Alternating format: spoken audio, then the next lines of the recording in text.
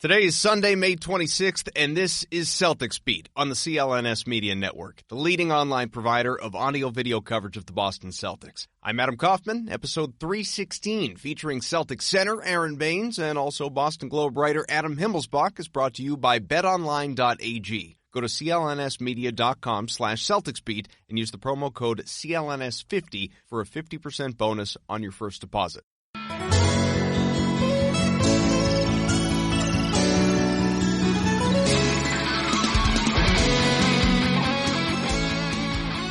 What's up? Welcome in. Happy Memorial Day weekend. I hope everyone enjoys a nice long weekend. You get plenty of rest, time to yourself, and beautiful weather. That is, of course, the thing that we really all need at this point, especially if you happen to be in and around the Boston area, because there's been just so much rain over the last several weeks and months that I think we're ready for a change. Let's get out. Let's have some fun. Let's be in the sun. Let's forget about the fact that the Celtics season is over, except for the next little while you listen to this show, because, we're going to talk about a lot of different options and situations facing the Celtics. Kyrie Irving, what is his future? Terry Rozier, building on what we talked about with Gary Washburn last week, what is he going to do? What are those ESPN appearances do to his immediate future? And Aron Baynes, he's got a decision to make coming up too in terms of whether he wants to return to the team and opt in with that player option. So we'll chat with him. We're going to chat with Adam Himmelsbach of the Globe as well a little bit later on and really just explore some of the decisions facing Danny Ainge, potential dominoes that could come from those, the what-ifs, even from the past, that you can look back upon. That's what this is all about, right? We're into the silly season now. Rumors are going to swirl. Speculation's going to be out there, and we're here just to digest it all. But a guy who's been digesting the season, let's get right to him. Aron Baynes, he is decompressing a little bit after what was a long, grueling season. He battled through some injuries, some frustration, I'm sure. But Aron, how's everything going? How you doing as you get into the offseason a little bit here? You taking some time to relax a little bit? Yeah, definitely. I had time to collect some thoughts. Even more time to just hang out with the family and spend some good time with my young ones and also the missus. So, just enjoying a bit of downtime before I get cracking and get ready for the World Championships this summer. How old are the kids? I've got a 3.5-year-old and a 10-month-old. So the definitely fun age right now, and it's good to spend some time with them. Fun age, but still a lot of energy required out of you. Yeah, but it's more so the missus during the season. So anytime I can take some of that workload off her hands, I'm willing to do it, and there's no more rewarding thing for me to do either. Well, you're still floating around here. You're out in the community. How much do you enjoy events like what you're doing, like the end-of-the-year carnival at the Reggie Lewis Track and Athletic Center?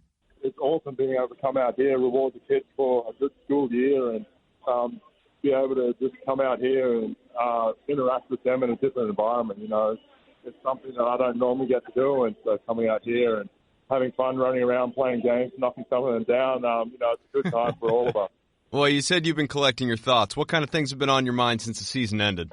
One of those things. I think at the end of the day, the summary that I have is we had a lot of talent, but we just didn't find a way to play as a team throughout.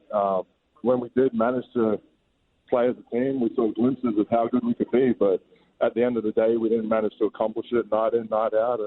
And so that was kind of our shortfall. But, that pretty much sums up our season, I think. What led to that, do you think? I mean, does it go back to the preseason where, the expectations were so high? I know there was all the talk centering around the finals and playing Golden State and maybe some guys, I don't know, you could tell me, buying into some of the hype and the headlines. It was almost like the regular season was a formality if you listen to certain guys at the beginning of the year. Did any of that become a distraction? For me, I was pretty focused on what we need to do the next night. I'm not sure what, as a collective, if that was our main goal, though. So being able to go out there and just focus on what we need to do in the very next play. I think when we did get into playoffs, we started doing that. But, you can't build those habits within a few games. You need to build them throughout the regular season, and that's what we missed out on. So it was a tough ask. But like I said, it was just one of those things. No one met their expectations this year, and hopefully that drives us in the summer to get better and work with each other to get back to team basketball. Did it ever seem like Brad was having difficulty getting guys to buy in the same way that everybody did the year before? I definitely think that Brad's system is great. I'm a big believer in what Brad wants us to do, and, I've seen how good of a coach he is and, how much he enhances guys' ability when they are playing for him. Just, he teaches them to be a student of the game. And I think, like you said, there were some times that we didn't buy into a system fully, and, that will hurt us because when we lived within Brad's system, both offensively and defensively, we looked really good and we did the right things. I think the numbers showed that in part, throughout the year with where our defense was and what we could do offensively in spurts. But like I said, for the full 48, we just didn't ever put it out there and, routinely do it night in, night out.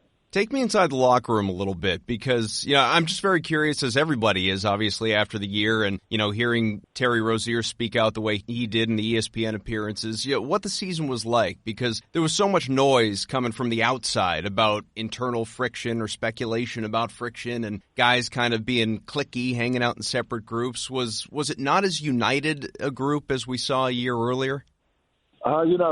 One of those things, at the end of the day, we're paid to play basketball, and it doesn't matter what guys do outside of that. We have to come in and do what we're asked of.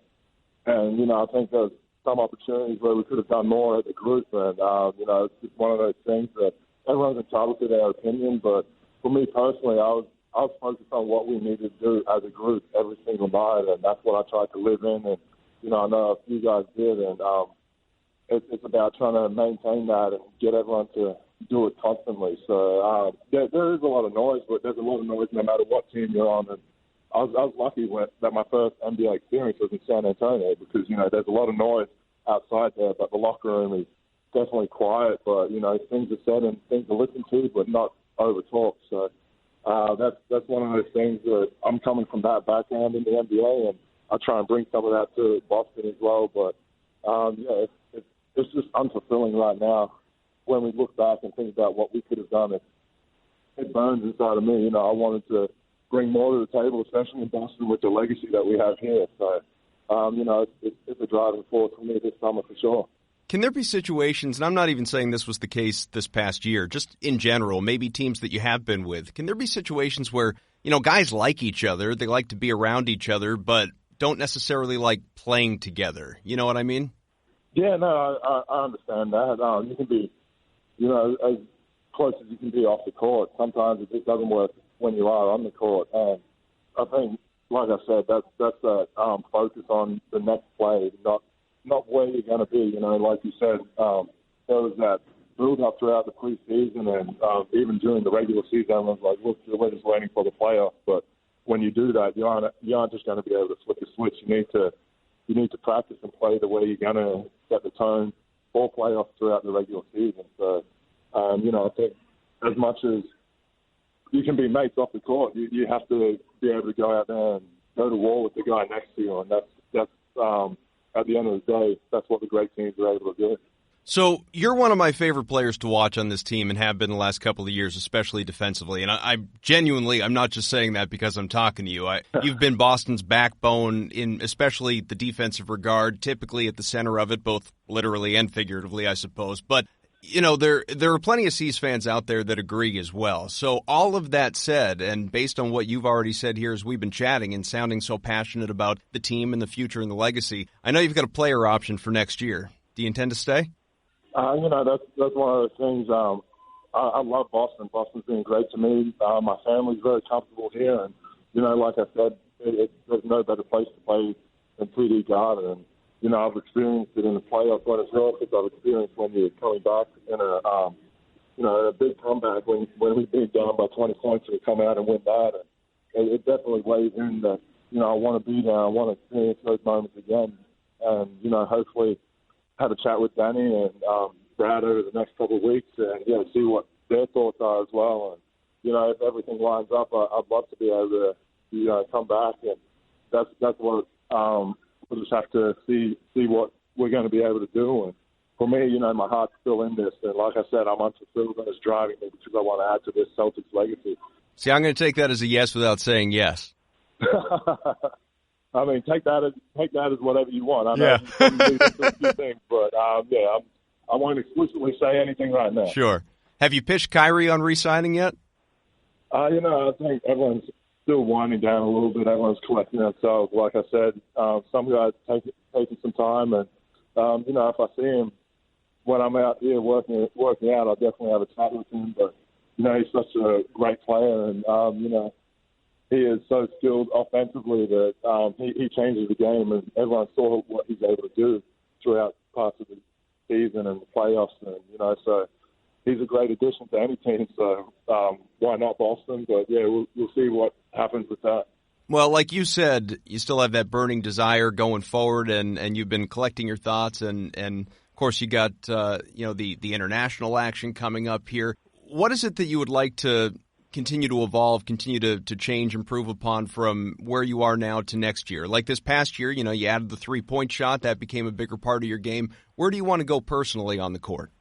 Be able to read how teams are playing me, and if I continue to roll, then they're going to have to pull in the tag, which is always a great thing because we do have great shooters around us. But if I pop and then they veer, I've got to be able to make the next right play. And so a lot of film, a lot of work with the coaches. And like I said, Brad's probably one of the best coaches I've ever worked with at, developing people into students of the game. So definitely spend some time and try and learn as much as I can from him to try and help me get better without even having to do anything physical on the floor. Probably feels somewhat natural, or at least more natural, putting up a 3 now. But what was it like early on? Was it tough getting used to? Because obviously you go all those years without that being an element of your game.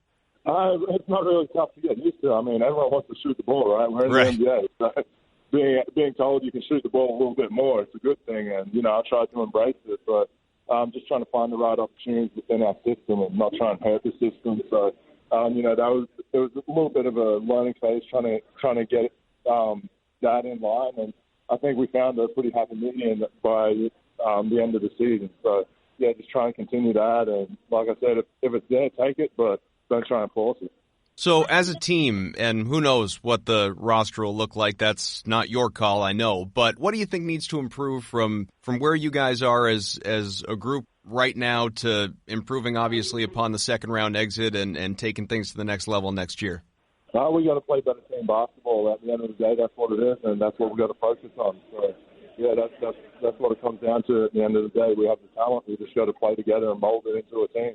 Well, Aron, I'll let you go. Thanks a lot. The event, it recognizes the accomplishments of 2,000 students across 26 Boston public middle schools who have maintained excellent attendance rates or submitted work in a variety of art and writing contests. One of the many great events that the Celtics do these off seasons, really throughout the season, getting players out in the community. It's always terrific. And Aron, one of those guys that loves to get out in the community as well. And so I really appreciate him giving us some time, giving us an outlook here on what's to come, both for him, and sounds like he's going to be back. I expect him to be back, and for this team on the whole. And only so much that he could weigh in on that clearly. But as we know, there's a lot to come for this team and important decisions to be made. But great to chat with Aron, especially here in the offseason, and find out what's going through his head, at least. So, after chatting with Aron Baynes about the ways that Boston needs to improve, why not bring in someone who's been zeroed in on many of these same questions since the season ended? That's Adam Himmelsbach from the Boston Globe. Should we talk about the Celtics offseason, or just spend this whole time that we have together dissecting Wednesday's media game? What do you think? That's a fair question. I didn't have many highlights in that game, so it's probably. But to be fair, I don't think hardly anybody did. I was just going to say that. Somebody asked me the other day, "Oh, how was the media game? How'd you play?" And what were your stats? As if any of us, at least not me anyway. I don't know if anyone's actually keeping their numbers when they're playing in these games. I'm sure as hell not. But they were like, "So who was really good?" And it's like, I don't think anybody played particularly well. I mean, nobody stuck out to me. Adam Jones from the Sports Hub was a big surprise. He was probably the most consistent, solid player. Yeah, he was pretty good. From and former NBA players such as Brian Scalabrine. Right, who was going at maybe a quarter speed at absolute most. He amped it up, though. He was quarter speed. He kind of went as it went along. He was like quarter speed the first quarter, and by the end of the game, he was like trying to win Scal. It was interesting watching. Well, it was funny because Scal was on my team. You were on the other team, and especially when we got into the huddles with Leon Leon Poe as our head coach. Maybe this is boring to people, I don't know. But Scal was definitely, as the game went along and we were at points trailing by 6, 8 points, whatever it was, he was getting pissed. Like he was not good. There was no way he was going to lose that game. Even if he had to full on take over and actually treat it like a real NBA game for a 2-minute stretch at the end, he was not going to allow us to lose that game. I don't think he could have lived that down. Yeah, which is kind of what he did. I mean, he had a chance to win in regulation. I was kind of hoping, because he had a chance to win regulation and he missed. Right. Then he came down and had a pull-up three at the start of overtime. Sudden death overtime. Yeah, which I'm actually a big fan of. NBA Summer League does that as well. I think the NBA should give that a shot. Summer League does that? I didn't realize that. Yeah, that's how NBA Summer League games end. First basket wins. Nobody wants to. You're in Vegas, man. Nobody wants to sit around and watch 5 minutes of overtime with a bunch of guys who aren't going to play in the NBA. Yeah, it's funny. One of the guys, I won't say who in case he wouldn't want me to, but one of the guys that was on our team, because as you said, Scal took the potential winning shot at the end of regulation, missed, and then won the tip and took the eventual winning shot, the three-pointer to give us that victory. But one of the guys says to me, he's like, I don't know, Scal's been so pass first during the game, I can't believe he didn't pass it off to let one of us be the heroes. And I just looked at him funny and I said, are you serious? There's no part of me that thought Scal was going to pass that ball. Yeah, zero chance. Yeah, no, he was absolutely going to own that moment. Credit. Yeah, it's hey, you know what? He walked off a winner and he finger pointing to the sky and all that. But all right, so we're going to talk plenty about Kyrie Irving naturally, but one thing that I found really interesting was Cavaliers owner Dan Gilbert said a few days ago he believes the Cavs and Kobe Altman killed the trade with the Celtics. He, his reason, they got Colin Sexton, who maybe he'll be all right. Kyrie was leaving there anyway, so they could have wound up with nothing. He thinks Kyrie's done in Boston anyhow, which is probably tampering. But that aside, do you think that Cleveland killed that trade? No, I definitely don't think they killed it. I also think it's like Dan Gilbert you're listening to. Right. Take it with a grain of salt, and he's going to kind of spin it however he pleases. And I'd be stunned if deep down he thinks they killed it. But at the same time, if you're sure he was going to leave and you feel like, after seeing Colin Sexton for a year, like Colin Sexton got second team All NBA, or all rookie team, Right. And you think, hey, what you saw from him makes you think he's going to be a star. You got a few other future draft picks that they kind of flipped around after flipping other players that they got from flipping Crowder and Isaiah and those guys. They should feel okay with it. I still think around the NBA there was a sense that they kind of panicked with the way they handled it. So maybe this is their way of being like, hey, look, see, not everyone should have been dogging us. Kyrie was leaving anyway. He didn't give Boston anything, and we got a couple of good picks. I don't think they killed it. Yeah, and I think let's just let Dan be Dan, like you said. But if Kyrie does leave, and there are a zillion questions related to that, but if he does leave, how do you think the Celtics evaluate that trade in retrospect? They took their shot, it didn't work out, but it was worth the gamble. Plus, Isaiah Thomas hasn't been the same since, and that Nets pick landed 8th, and therefore the deal was a loss. You could look at it that way, or is it both? I mean, how do you think? Yeah, I don't think you can kind of, especially considering the players they gave up, and like you said, the fact that pick, if the Nets had been horrible again, and that pick had somehow ended up number 1 or number 2, and of course it's a lot of second guessing, but everything changes in that situation. But you got a chance to get people can argue top 10, top 15. Absolutely top 20 NBA player.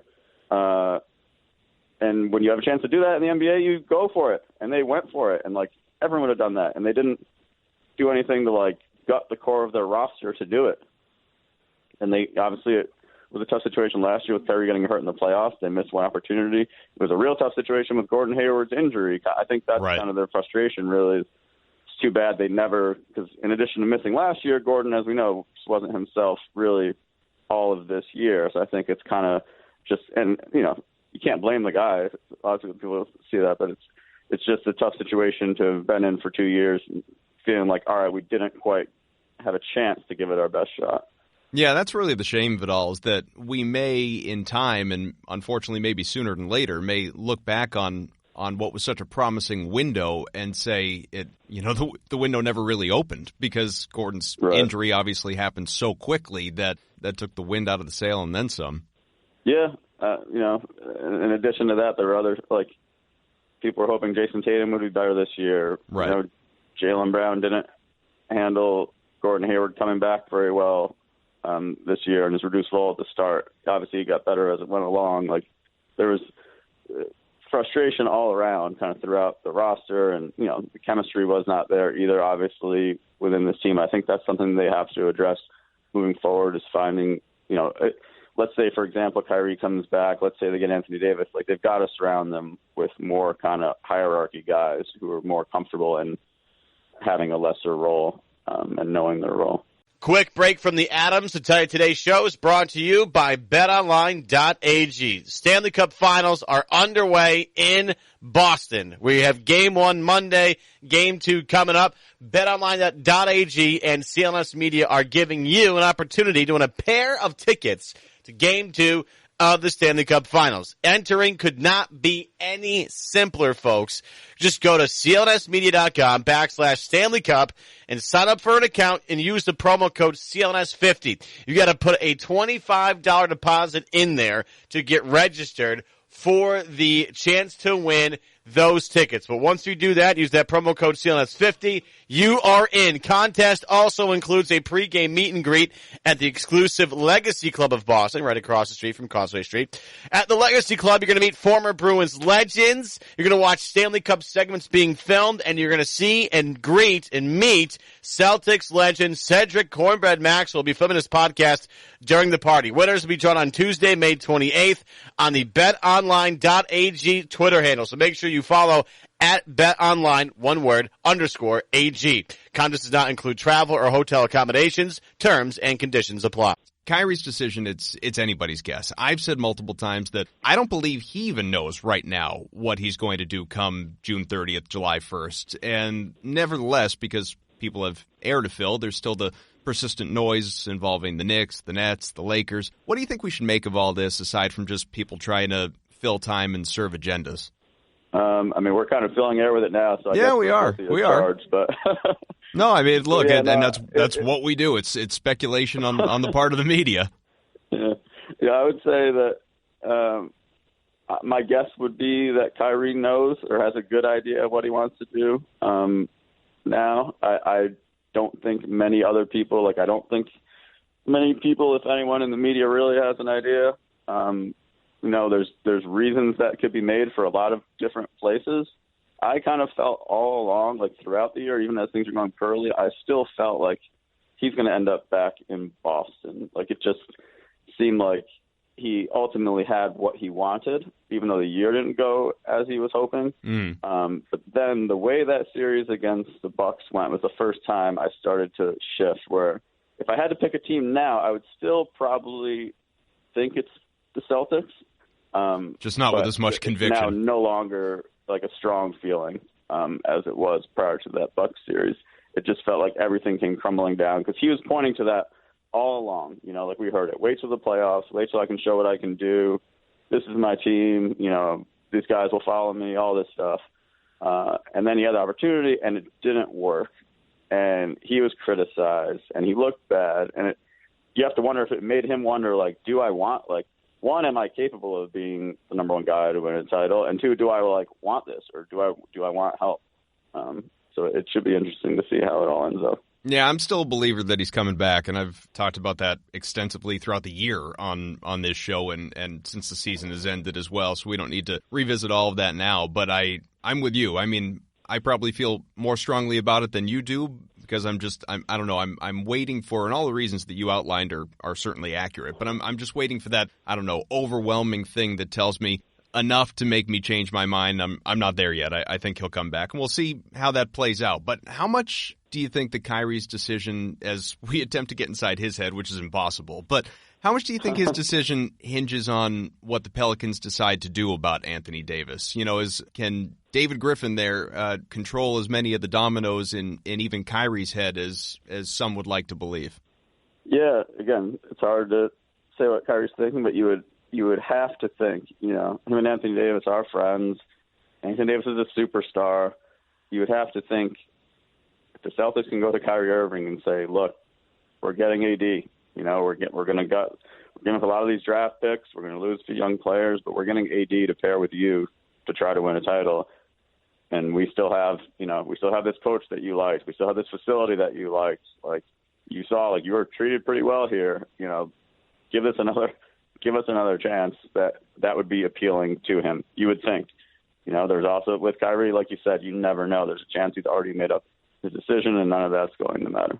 People haven't really talked about this, or at least not that I've paid attention to. Do you think that there's, especially if it's a Davis situation where we play out what you're talking about, where Danny says we're going to go get AD, AD comes in all likelihood he wouldn't be doing so with a commitment, so you're trying to sell him for a year in the same way that you've spent the last couple of years trying to sell Kyrie on a future in Boston. As much as he might want to get paid and might think about his injury history and security and all of that, he could also say, all right, well, let's do the prove it situation. I'll do this 1+1 thing and won't fully commit. You know, I'll do the player option on year 2, and you got me for a year, you got AD for a year. Let's see what happens. 1, would he be thinking that, do you think? Would he do that versus a max deal, be it here or elsewhere? And 2, would the Celtics want to be held hostage by, 2 players of that caliber potentially for the chance of making everybody happy and keeping them long term? Yeah, honestly, I think that's something not enough people are talking about. I think it's certainly a possibility. The reasons he might, like, Kyrie sees that kind of is what KD did. That's what LeBron did. Like, that's something where Kyrie looks around the league and it becomes like a trendy thing, and he sees the top dogs doing it. Okay, I'm a top dog. I want that flexibility.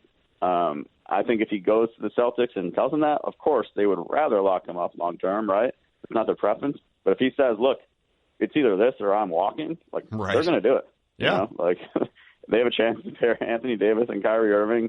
And once again, like, sell them on the, when LeBron was doing it, KD was doing it, they were remaining with those teams. It wasn't like they're doing it and leaving after a year. So I think that's certainly a possibility moving forward. With Kyrie, like, you really can't count anything out. And with him, it wouldn't be like a horrible move, I don't think, either. Like you said, financially he's going to be fine regardless. It would put him in that next tier of super max if he did that, kind of because his NBA experience would be at a higher level. There's reasons for doing that as well, aside from, like you mentioned, he does have a little bit of injury history, but he's going to get his money either way. Something I've been thinking about, because Kyrie, to his frequent frustration, has, he's been linked to Davis. He's been linked to Kevin Durant. We know how much that pissed him off throughout the regular season. He vented about it a number of times. We know he's friends with those guys. You already said as much, but do we know how close he really is with them? Like, is it a banana boat ride dynamic, or are they just buddies like he's buddies with anybody else in the NBA?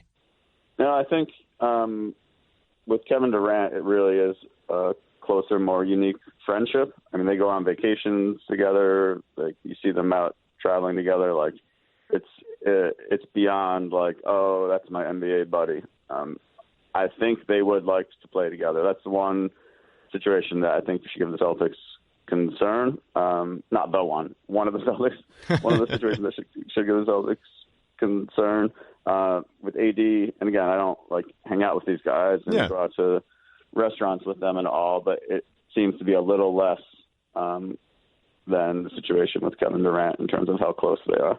Everybody, when it comes to AD, people like to talk about the Celtics, people like to talk about the Lakers, maybe the Knicks. I've heard someone mention the Raptors as an interesting destination if they wanted to, pass up Pascal Siakam or something like that to really go all in on Kawhi's future. Same type of logic Danny could have with Kyrie Irving. What team do you think has the best package for Davis? Is it the Celtics if they're fully willing to invest themselves in it, or could another team beat them? And can we believe that Pelicans don't even want to deal with the Lakers anyway after last year? Yeah, I think once the Pelicans locked up the opportunity to get Zion, it removes really any question to me about who has the best package. The Celtics, if, again, like you said, if they're ready to open up the vault, which from all indications I've been given is that they would be, and you have to be, right? When you're getting a top 5 player, like I know people get connected to players that they've seen and like, oh, don't trade him.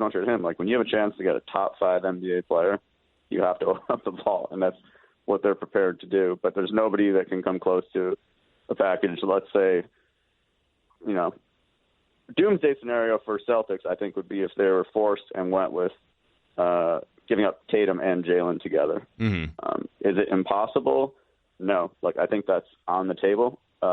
They would resist that to all ends. I think they'd obviously even resist trading Jason Tatum in the deal. But I also think they're going to do what it takes, and I think having a savvy guy like David Griffin in New Orleans front office, while will be good for kind of productive trade discussions for somebody who has a relationship with Danny Ainge, it's also somebody that's not like a guy like Kobe Altman who like steps into a job and kind of seemed in over his head for a little bit and made hell-bent like on getting that move. second round pick or whatever. Right. David Griffin's not going to be doing that. He's going to get the best deal he can. So if you look at the Celtics collection of picks, young players and assets, like it's really I still don't see a team that's necessarily close. The Lakers moved up obviously in the lottery to make their package a little more attractive with that fourth pick, but still, I mean, Celtics have two recent number 3 picks. They've got that shiny Grizzlies pick, which is great for them to have that rollover for another year. The possibility of it becoming something really special is still out there. I mean, they've got a great collection of assets for sure. Also, the Pelicans owner doesn't hate the Celtics the way she hates the Lakers right now. Yeah, it's hard to say what the deal with that is. You hear a lot of reports about that, like, oh, there's no chance they'll deal with the Lakers. I don't really buy that. I think if the Lakers were the team that came with the best package, again, a guy like David Griffin, he's like all business guy who's going to do what's best for his team. If they somehow had the best package, let's say the Celtics got cold feet for some reason and said, we're not including this, or this, and the Lakers said, hey, we'll give you the 4th pick and, whatever, Lonzo Ball, Brandon Ingram, these young players. Okay, let's make a deal. Well, the thing we're ignoring here, too, is Griffin has not been shy about saying that he would like, at least, and of course he would, to try and convince AD to stay in New Orleans, pair with Zion, and see what happens over the next year, and at least give it a chance, maybe even to the trade deadline, just give it a chance. You think that's at all realistic, or do you think AD is done? Yeah, the sense I get, that's probably like more posturing. If teams think, look, maybe they're not going to trade him. Like, if you have a guy who says, I want out no matter what, it takes away your bargaining power a little bit, right? Mm-hmm. If you make it clear, like, hey, we don't have to trade this guy. We can show him that it's great here. And then all of a sudden, if you're a team that's really wanting AD this summer, maybe you say, okay, we're going to have to up our ante a little bit. I have talked to people about that possibility, like you mentioned. Like, what if they just say, hey, let's give this a shot. Like, AD, let us run this with you and Zion, Drew Holiday, whatever. We'll add another piece and see what we can do through February and to see how you like it and see what the culture shift is like. And if you're still miserable, we'll trade you. But that would be, if you're the Pelicans, that's taking another risk because the package you get at that point is certainly not going to be as good as the package you would get this summer. Like, if you're a team like the Lakers who's confident he would just sign with you as a free agent, you're not going to worry about getting him for those last 2 months. And then, Lakers aren't going to be a title team anyway with 2 months of AD with the team they have now. You allude to this, Jason Tatum in the eyes of, and this is more fans, I would assume, than Danny Ainge, because, Wick has joked numerous times like Danny would put his mother in a deal if he thought it was the right move. Jason Tatum went from untradeable in the eyes of so many to not as valuable as Jaylen Brown in the eyes of others. Like, I had Kendrick Perkins on the show a couple weeks ago. He said if given the choice, he'd rather keep Jaylen than Jason. And, so a lot changes in a year, and some people are impressed by different attributes of different guys and all of that. But how big a step back do you believe that Tatum took in year 2? I don't necessarily think it was a step back. I just think it was not the leap that some people were expecting. Sure. I think people saw that fabulous rookie year, made 43% from 3, looking confident and comfortable in like the conference finals against LeBron, and said, all right, wait till next year. And this guy really takes a step. Wait till he has Gordon Hayward with him and Kyrie with him for a full year 2 to draw some attention away from him. He's going to be great. And he was good. Like, he was really good, but he didn't take that ascension to where you look and said, this guy's a surefire, like 10-time All-Star, which is what people were thinking last year. It was interesting. Like you mentioned, it was the shift because Jaylen had a great playoffs, obviously, and can do a few things that Jason can't. And if you'd said that a year ago, who would you rather trade? It would have been almost unanimous. And I think there, among fans at least, there certainly was a shift where it evened out a little bit. I still think Tatum is probably, Tatum's definitely the preferred choice to keep. I said definitely, probably. I hate when people do that. I would say he's definitely the preferred choice for the Celtics to keep. And among fans, it's probably more of like, I don't know, 60-40 split or something like that. Do you think, and this is just your opinion, or obviously if you've been given any indication around the league or from within the Celtics, but is the trade market for both these guys as high as it was a year ago, or did this past year impact them negatively? And I know that Jalen ended on a high note, but obviously for a lot of the year, it was not as good. So, how do you view that right now? Yeah, I would think it's probably about the same for Jalen, and Jason probably lost a notch, but it's still a really valuable asset. Look, the guy's 21 years old. He can do a lot of things that a few other players can do. And assuming he continues to improve at a steady level, he still probably will be like a multi-time All-Star. The other part of it is it's not, we talk about the market, it's not like the Celtics are actively looking to deal these guys. Right. It's more they have an opportunity to go get one of the game's transcendent players, and realize to do that, they're going to have to give up one of these players almost certainly. So it's kind of like, now what do we do? Something that our pal Jay King, and a guy that you like to give grief to on Twitter frequently, he wrote this in The Athletic just the other day, and I hadn't really thought about it. Given what we've seen from Kawhi Leonard in Toronto, should Boston have offered more than it reportedly did, which was mostly draft picks, not Jason, not Jalen? It's an easy what if or second guess, obviously, just like we were talking about with the Kyrie trade and Cleveland's perspective and all of that. But what do you think? Jay was quoting GMs or executives around the league saying that Boston totally screwed up the situation.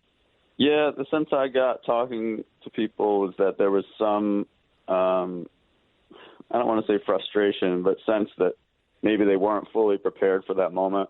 I think maybe there was some reluctance about Kawhi's injury situation and seeing where he stood and feeling like, hey, we were just so close to making the finals already. Now LeBron's gone. We got our guys back. There isn't as much urgency to hurt our future.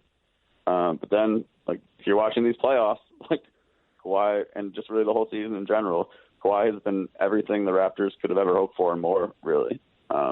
Obviously, he sat out playing during the regular season as part of their plan to get to this point. But if you're the Celtics and see the way he's playing and see the way really Toronto has, not only have they gotten what they wanted of him, but I think he's gotten what he wanted out of them. And it's hard to say, again, it's hard to ever guess what these guys are going to do, but if you're the Raptors, you have to feel pretty good about the situation you put Kawhi in and the way you've shown him you can be a place for him long term. How closely do you think that Terry Rozier is watching Kyrie's situation? Or do you think after those ESPN appearances, he seems to just want out of Boston? I mean, I know that, your colleague Gary Washburn, who, like I said, he was on last week, he thinks that regardless, like Kyrie or no Kyrie, Terry just wants out. He's done. What do you view this situation? Yeah, I don't necessarily think that's true. I think it was just a frustrating year for Terry for obvious reasons.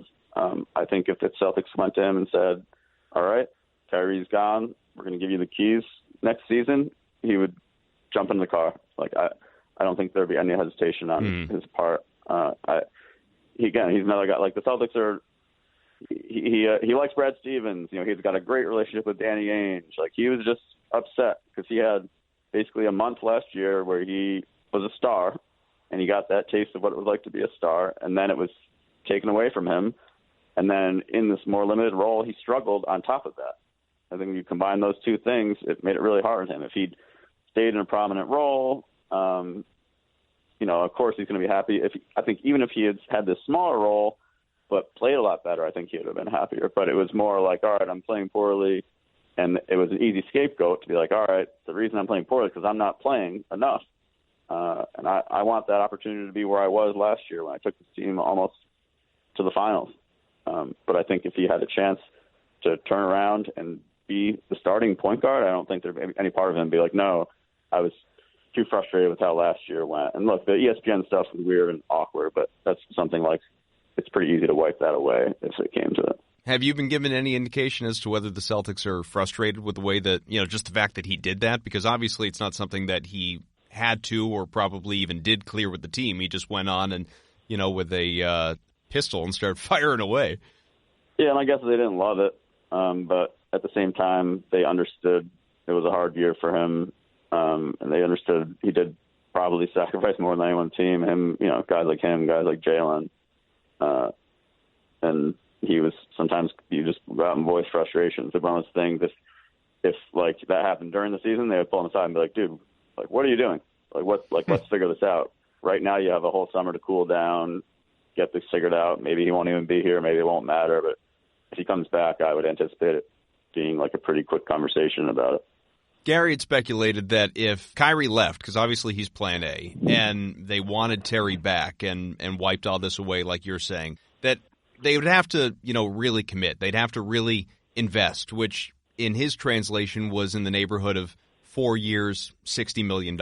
And I think fans hear that and look at last season, recency bias, and they scoff. What do you think that his market is as a restricted free agent? And, where would the Celtics be willing to go if it came to that, if Kyrie leaves? Yeah, I mean, I think you can't ignore the fact that he, for the most part, just didn't play well. I think if this was like after last summer, obviously the market would have been understandably a lot better for him. The teams now kind of saw his flaws, and another guy, he's a young guy. You expect him to show improvement in certain areas of his game, and of course it was a tough situation when your minutes are limited, and Brad Stevens said that over and over, look, it's hard to throw a guy in for a 3-minute segment and expect him to be the guy he was when he was playing 33, 34 minutes a game during the playoffs. But there's no doubt, I would think that hurt Terry's market value a little bit, and he was looking like if he's going to sign an extension, he was looking for like a $20 million a year contract last year. The Celtics were obviously not willing to do that, but those days are over right now, at least. If I'm the Celtics, I would look more at kind of something similar to what Marcus Smart got, which is closer to like $13 million a year. Seems reasonable. If Kyrie, and we don't want this to happen, I don't want this to happen. Plenty of fans do, I guess, because I think they're being short-sighted. But if Kyrie leaves and Danny decides that Terry's not the answer, who do you think Danny's plan B or C is? I know people like to talk about Mike Conley and trading for him and that type, and maybe that's the guy. But do you think there's a logical fit out there? Because in-house, obviously, it doesn't exist.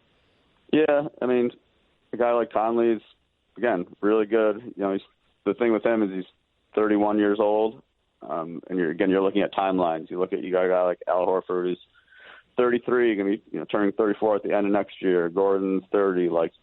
If you bring in a guy like Conley, you have to look at assuming that if you don't get AD, Kyrie leaves, what timeline are you working on again? Part of me thinks if they don't get AD and Kyrie does leave, that Celtics might look hard at going back to kind of a reset. Yeah. And almost kind of going young again and building around these young guys and starting to use some of these draft picks.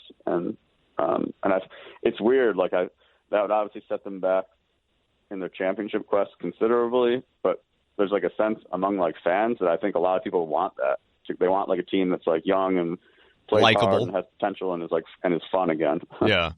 Yeah, which I get it. Celtics fans get attacked for it as being a very Celtics happy-go-lucky mentality. I think it's from where they are, you don't want to take that step backward. Although this is one of the questions that I posed to Gary that I've just started thinking about is that the Celtics, obviously one of the main questions facing Danny this summer was that run last playoffs a fluke? Was it lightning in a bottle, or was it legit? Because if he does think it's legit, then he may say, all right, the Kyrie experiment didn't work. Let's re-up Terry. Let's go back to that. Let's continue to build around Jalen and Jason, not even go all in for AD.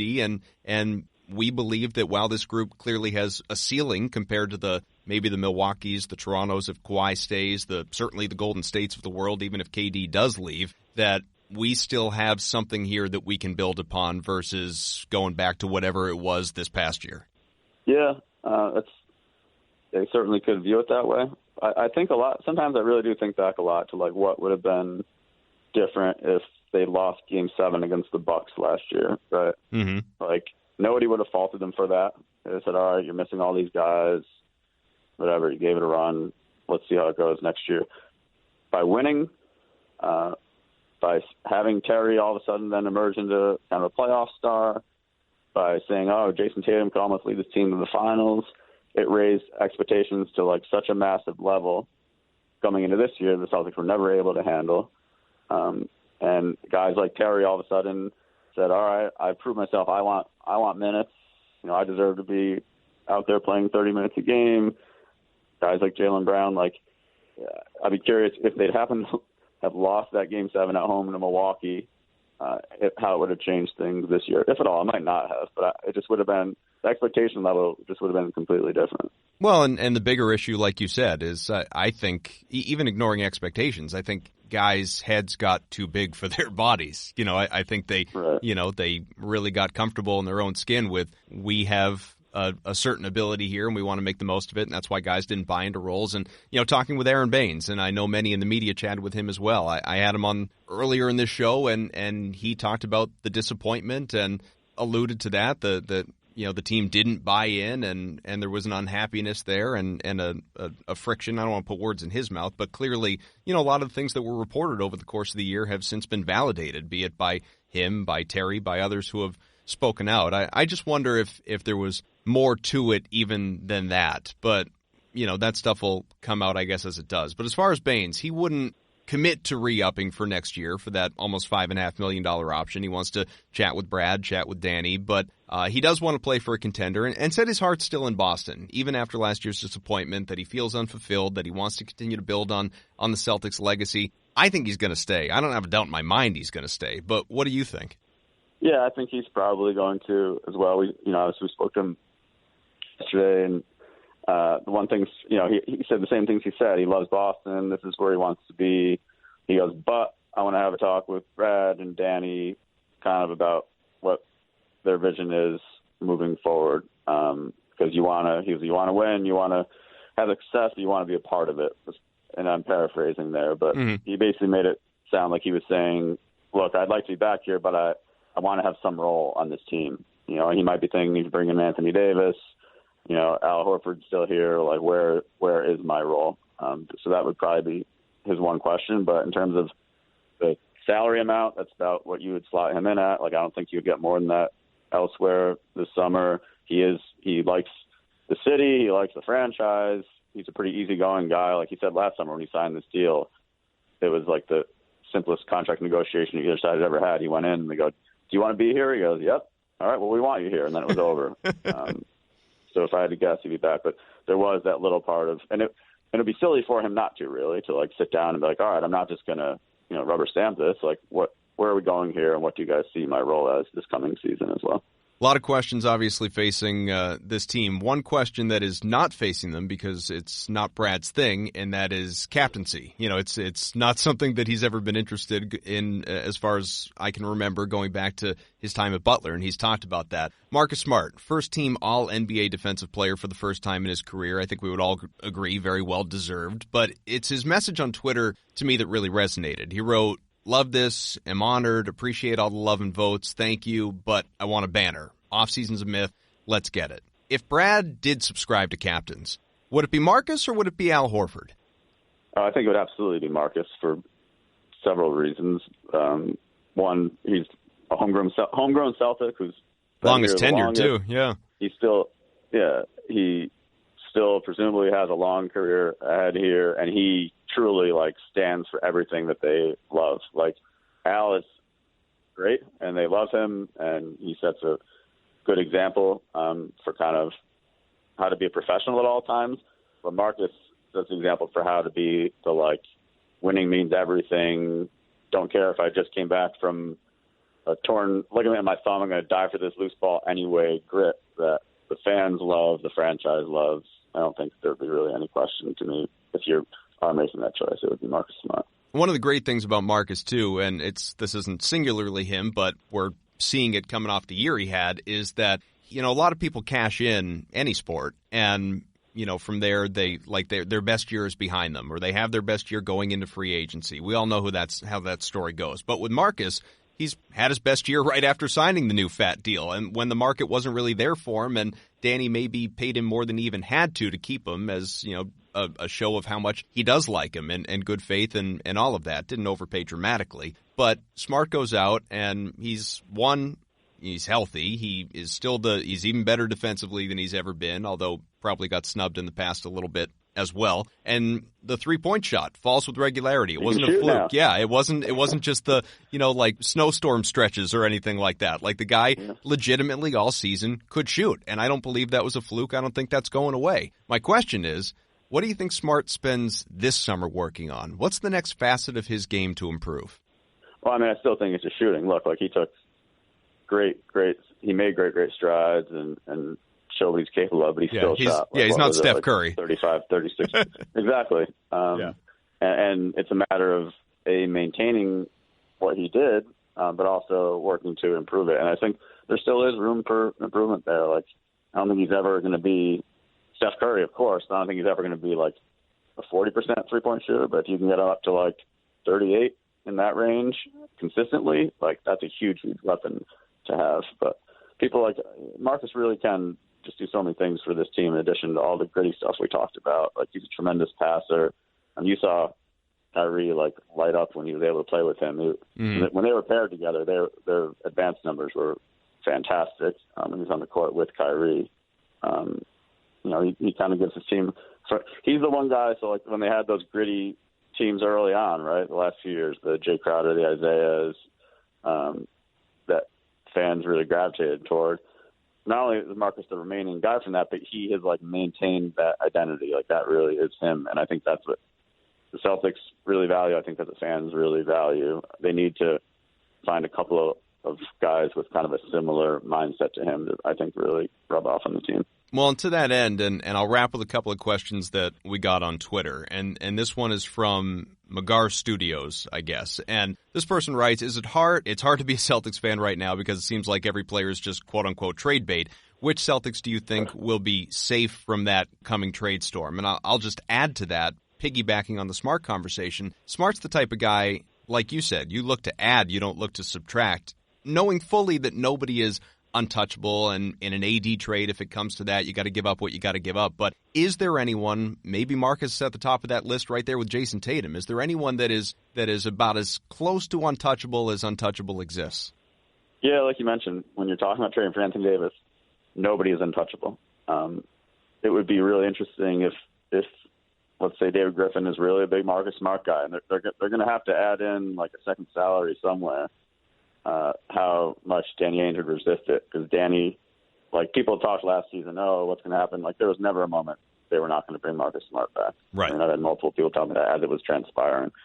I'd be really curious how Danny would handle that if it was like, all right, kind of foot in the sand, like, we're only going to give you Anthony Davis if you include Marcus Smart in this package. Who knows what to say. What he would say or how they would handle it, but I think fans have to brace for the possibility that he would be included in that trade. How do you think Danny would handle that? And again, it's just your opinion, but is Marcus a guy that Danny just would not give up? No, I think if it came down to getting Anthony Davis, he probably would. I think it would be hard for him, but look, like we've seen the deals Danny makes, he's focused on really one thing ultimately, and that's putting the best team out there that can win a championship. And Anthony Davis, like this, as the Celtics team showed this year, there's still a considerable Anthony Davis away from really contending. You can have all the great young players you want, but you need a superstar, and Anthony Davis is a superstar. So it would be not easy, and I think Danny would try to avoid it however he could, but if it came to it, I don't think he really would have a choice. Last Twitter question for you from Title City, Boston, just because I don't think we've even talked about this guy. Not really, anyway, and that's Marcus Morris. The question is, what do you think happens with Morris this offseason? Yeah, that's a really tough one because it's just so many other dominoes that are going to factor in. The biggest one, of course, being the Anthony Davis possibility. I think the Celtics would like to keep him. I think ultimately he would like to be here. I feel like he was, despite voicing his frustrations occasionally with kind of the mood of the team. I think he's pretty happy here. He likes stepping into a big role. I think for most of the regular season, you would have figured his value dropped considerably. But then he was probably, really one of the best players in the playoffs. I think that probably helped his value a little bit again. My guess, he's only making like $5 million a year this year. My guess is he'll command something above 10, maybe in like the 10 to 12 range. And it's just a matter of what he might have a place he wants to go, a city he likes to go, play guys he wants to play with. But on the Celtics end, so much is going to hinge on the Anthony Davis move. Like, really, nothing's going to be figured out until they figure out what's going on with that. All right, and I'll end with this, not from Twitter, and you can take this from a media perspective, a fan perspective of just the game, however you want to approach it. Warriors in the finals for the 5th straight year. They, I would think, are going to be the favorites to win their 4th title. Are you tired of it? Do you like it? Do you it's the argument with the Patriots. Do you appreciate greatness and you want to see it continue, or does it bore you as a fan and you like the parody? I think kind of somewhere in the middle. I think what's intriguing this year is I'm looking forward to somebody besides LeBron facing them. I think that's enough of a change to really keep me interested. If it was again like a decent Cavs team that just won the East again, I'd be really bored by another Cavs Warriors. But I think the chance of this, the certainty that there's going to be fresh blood, like whether it be Kawhi or Giannis going up against this behemoth that may or may not have Kevin Durant, I think is enough to keep me interested. All right, we'll see what happens. Adam Himmelsbach, I greatly appreciate the time. A lot of, obviously, terrific insights, and it's going to be a fascinating offseason, man. I hope you get yourself a little bit of a break before things get really crazy as we get into late June and July. Yeah, from the media perspective, that's, we at least normally right now, the last 2 years, we'd be covering like a Game 6. Right. Yeah, there is, it's bittersweet, right? We've had a chance to catch our breath. Yeah, it's going to be crazy and hectic for sure. Some people say they get tired of it, but it's really become just such a big part of the NBA, like the off-season stuff, that it just drives interest. It's fascinating how it unfolds, and especially with the social media stuff. Like, who knows what will happen this summer with stuff being revealed on Twitter or Players Tribune or whatever. It's just a fascinating time. And then they moved it up. Did you see the? Yeah, June 30th at 6 o'clock, right? How great is that? Midnight. Oh, that's the best. So part of me, it was funny, the last few years when it would happen at midnight, I would feel why can't they just move this up? But then when I heard they moved up this year, part of me was like, I kind of like the mysteriousness of the midnight start and just mayhem after dark. But then you're just up following, you're up being a real reporter and journalist and texting and contacting people, but for the rest of us schmoes that are sitting there just on social media, refreshing Twitter until 3 a.m. to see, what's going to happen next. Go to work at 7 a.m. the next morning. Yeah, it's going to be much better for people. And I'm sure they'll be smart with it. Like ESPN will have all its specials lined up and all that stuff. So it should be cool. Oh, yeah. I guess the question is, though, how long because the one we care about more than any is Kyrie, how long does he drag it out? Are the reports of his destination, be it back here or somewhere else, going to be right there at 6 o'clock on June 30th, or is it going to be, take his meetings in the whatever equivalent of the Hamptons and doesn't make his decision until after the 4th? That's Kyrie, man. Yeah, nobody knows. Adam Himmelsbach, thanks a lot, bud. All right. Fascinating time. It's going to be really, really busy, and you know what? Even we're less than a month from any kind of chaos. The NBA draft is June 20th. Boston's picking at, 14, 20, 22, and 51 right now, I believe it is. And that's if Danny Ainge, who is healthy, back to work, was out in the public again at John Havlicek's memorial ceremony earlier this week. So it's good to see him up and around, and by all accounts, based on things that have been written and people who have spoken, Steve Pagliuca, his son Austin Ainge, Wick, others, that Danny is easing his way back in and in some ways fully back in. So it's that's great. It's great to see, and that's what you want. Obviously, we're thrilled he's healthy, but this is going to be, talk about having to deal with that at exactly, probably in his mind, the wrong time, and because now it's as busy as it's ever going to be during the year over the course of these next couple of months. Even think back a couple of years, that Kyrie trade that happened in August. There's never a downtime. There is no dull time that you can just say, all right, this is the roster. They're done. Anything can happen. Great show. This was a lot of fun. Brought to you by betonline.ag. Go to clnsmedia.com/CelticsBeat. Use the promo code CLNS50 for a 50% bonus on your first deposit. Thanks again to Aron, to Adam, my producer, Evan Valenti. Thanks to Nick, Larry, John. Are the reports of his destination, be it back here or somewhere else, going to be right there at 6 o'clock on June 30th, or is it going to be, take his meetings in the whatever equivalent of the Hamptons and doesn't make his decision until after the 4th? That's Kyrie, man. Yeah, nobody knows. Adam Himmelsbach, thanks a lot, bud. All right. Fascinating time.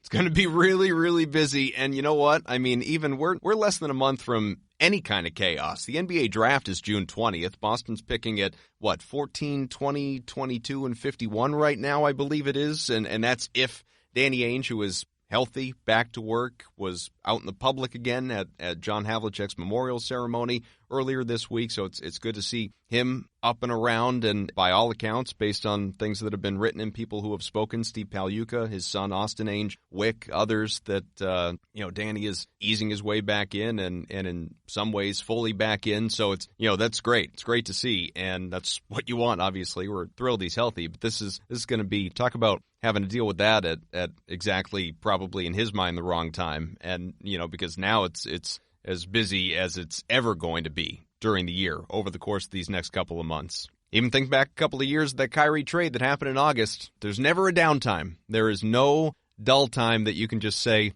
all right, this is the roster. They're done.